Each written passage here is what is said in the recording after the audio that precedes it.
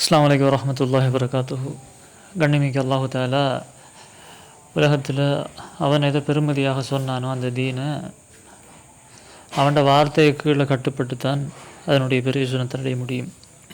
துனியாவுடைய எந்த தரத்தில் முன்னேறியும் தீனுக்கூடாக மட்டும் மனிதனுக்கு வைக்கப்பட்டுள்ள பிரயோஜனத்தை அடைய முடியாது. தீனுக்கூடாக மட்டும்தான் மனிதனுக்குரிய பிரயோஜனம் இருக்குது. அதை தாண்டி வேறொரு பக்கத்தால் வேறொரு வழியிலையோ பிரயோசனமானதென்றதால் நிலையான ஒரு பிரயோசனத்தை அடைய முடியாது. கண்ணிமிக்க அல்லாஹுடைய நல்லடியார்களே, அல்லாஹு தாலா மனிதனுக்கு உலகத்தில் கடைசாக கொடுக்க போகிறது, உலகத்தில் அவர் என்ன தரத்தில் ஏழையாக அல்லது நோய்வாய்ப்பட்டவராக எந்த ஒரு எல்லையில் இருந்தாலும் கடைசியாக அவருக்கு கிடைக்க போகிறது, பிறந்த மனிதனுக்கு கடைசியாக கிடைக்க போகிறது இந்த வாழ்க்கை பறிக்கப்படுறது தான். இந்த உலகம் பறிக்கப்பட்டுத்தான் கடைசி அவருடைய நிலைமை உலகம் பறிக்கப்படுறது. ரெண்டு வகையாக அவர் உலகத்தில் தன் வாழ்க்கையை முடித்து கொள்வார், ரெண்டு விதத்தில். ஏன்னா உலகம் அவரை விட்டு போகும், இந்த உடல் அவரை விட்டு போகும், இந்த உறவுகள் அவரை விட்டு போகும். இந்த உலகத்தினுடைய வாழ்க்கை பறிக்கப்படும், உலகத்தினுடைய நிலைமைகள் பறிக்கப்படும், உலகத்தினுடைய தராதரங்கள் பறிக்கப்படும். பறிக்கப்படுறது என்பது நிலையானதல்ல, அது பிரயோசனம் என்று சொல்லப்படுறதும் இல்லை. பறிக்கப்படுறது, இல்லாமலாக்குறது என்ன, நான் என் உடலை என்னை விட்டு பிரித்து என்னை மண்ணுக்குள்ளே கொண்டு புதைக்கிற நிலைமைக்கு ஆளாக்கி நான் எதெல்லாம் கௌரவமாக, பெருசாக, உயர்வாக, கண்ணியமாக நான் நினைச்சேனோ அதை எப்படி பறிக்கப்படுது, எந்த தரத்தில் பறிக்கப்படுது, சும்மா பறிக்கல, என்ன மண்ணுக்குள்ளே கொண்டு வைக்கிற நிலைமையில் என்ன ஆக்கிட்டு தான் அது பறிக்கப்படுது. மரணிக்கிறதுக்கு முன்னால் அவர் சரியான ஆள் தான், இந்த உலகத்தை அடைஞ்சவர் தான், உலகத்தை சம்பாதிப்பவர் தான், உலகத்தில் கண்ணியம் உண்டு அது மூச்சு இருந்த போதிலும் அவர் உலகத்துக்கு சொந்தக்காரர் தான்.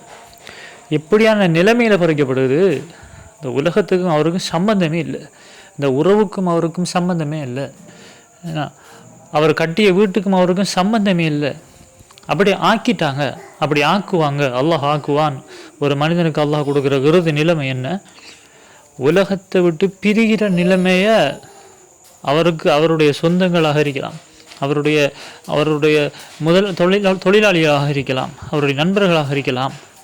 எப்படி இனி அவர் தேவையில்லை, இனி அவர் இருக்கிற இடத்தை தீர்மானிப்பார்கள், எல்லோரும் பொதுவான முடிவுக்கு வருவார்கள். அவர் உலகத்தில் இருக்க வேண்டிய ஆள் இல்லை, அவர் மண்ணுக்கு இருக்க வேண்டிய ஆள்.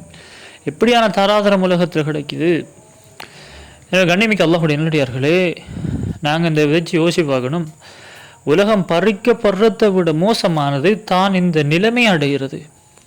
இப்போ அந்த நிலைமையில் இருந்து எனக்கு இன்னொரு வாழ்க்கை ஆரம்பிக்கப்பட்டிருக்குது, அந்த வாழ்க்கைக்கு நான் எப்படி தயார் செய்ய வேண்டியிருக்குது, எப்படிப்பட்ட ஒரு முன்னேற்றத்தை, எந்த வகையான முன்னேற்றத்தை அடைய வேண்டியிருக்குது, எந்த வகையான முன்னேற்றம் எனக்கு பிரயோசனம் தரும். நபி முஹம்மது ஸல்லல்லாஹு அலைஹி வஸல்லம் மிகப்பெரிய அறிவினுடைய பூரணம். அவங்க நபி முஹம்மது ஸல்லல்லாஹு அலைஹி வஸல்லம் தெளிவினுடைய பூரணம், அறிவினுடைய பூரணம், பண்பினுடைய பூரணம், உலக வாழ்க்கையை விளங்கியதினுடைய பூரணம், முழுமை. இஸ்லாம் முழுமையாக பட்டு விட்டுன்னு சொன்னால் ஒரு மனிதனுடைய சரியான, தெளிவான, அழகான, கண்ணியமான வாழ்க்கை பூர்த்தியாக்கப்பட்டு விட்டது. எதன் மூலமாக? நபியவர்களுடைய வழிகாட்டுதலுக்குள்ளாக மட்டும்தான் அது பூர்த்தியாக்கப்பட்டு விட்டது. எனவே உலக வாழ்க்கையினுடைய விளக்கம், உலகத்தில் தான் எதை அடைய வேண்டும் என்ற அந்த விருப்பம் நபியுடைய உபதேசத்துக்குள்ள தான் இருக்குது. இப்போ நபி வாழ்ந்த வாழ்க்கையை அல்லாஹுடைய கட்டளை, நபியவங்களோட வாழ்க்கை அல்லாஹுடைய கட்டளை தான் நபியவங்களோட வாழ்க்கை. கண்ணியமிக்க அல்லாஹுடைய நல்லடியார்களே, அல்லாஹு தாலா சொற்பகால துனியாவை விளையாட்டுன்னு சொல்கிறான்.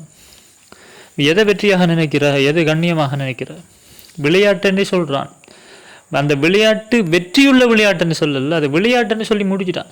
அது ஏமாத்தம்னு சொல்கிறான், விளையாட்டுன்னு சொல்கிறான், ஏமாத்தம்னு சொல்கிறான், நிலையானதல்னு சொல்கிறான், பறிபோகும் என்று சொல்கிறான். அதுக்கு எதுவெல்லாம் அது எங்களை விட்டு தூரமாகறதுக்கு எதெல்லாம் சொல்லணுமோ அதெல்லாம் சொல்லி முடிச்சிட்டான். அது ஏமாத்தம்னு சொல்கிறான், ஒரு துரோகியாக சொல்கிறான், அது விளையாட்டுன்னு சொல்கிறான், அதை சீரியஸாக எடுக்க வேண்டாம்னு சொல்கிறான். உலக கவலை உள்ளவர்களுக்கு அல்லாஹ் தஆலா சொல்ல வரான். எது வெற்றி, எது கண்ணியம், அதெல்லாம் பேசிட்டு அல்லாஹ் நபியவர்களுடைய வாழ்க்கையை எங்கள்கிட்ட கொண்டு வரான். எது வெற்றி, எது கண்ணியம், ஏன்னா எது பெருமதி, உலகத்துக்காக உணர்ச்சி வசப்பட்டிருந்து தூரமாகனவருக்கு தீனுடைய தெளிவு கிடைக்குது. அங்கேயும் உணர்ச்சி வசப்பட்டு இங்கேயும் உணர்ச்சி வசப்பட யாராலும் இயலாது. ஒரு மூமின் துனியாவுடைய விஷயத்தில் தெளிவடைகிறதுக்கு தீனுடைய விஷயத்தில் உணர்ச்சி வசப்பட்டவராக இருக்கணும். தீனுடைய விஷயத்தில் உணர்ச்சி வசப்பட வேண்டும் என்று சொன்னால் துனியா மீதான உணர்ச்சி வசத்தை அவர் விடணும், கைவிடணும். அந்த கவலையை, அந்த பேரின்பத்தை, அந்த மோகத்திலிருந்து அவர் தூரமாகணும். அதுக்கு நபி முஹம்மது ஸல்லல்லாஹு அலைஹி வஸல்லம் அவர்களுடைய வாழ்க்கையை முற்றுமுழுதாக பின்பற்றணும். இந்த ரமதானுடைய மாதம் அதற்கு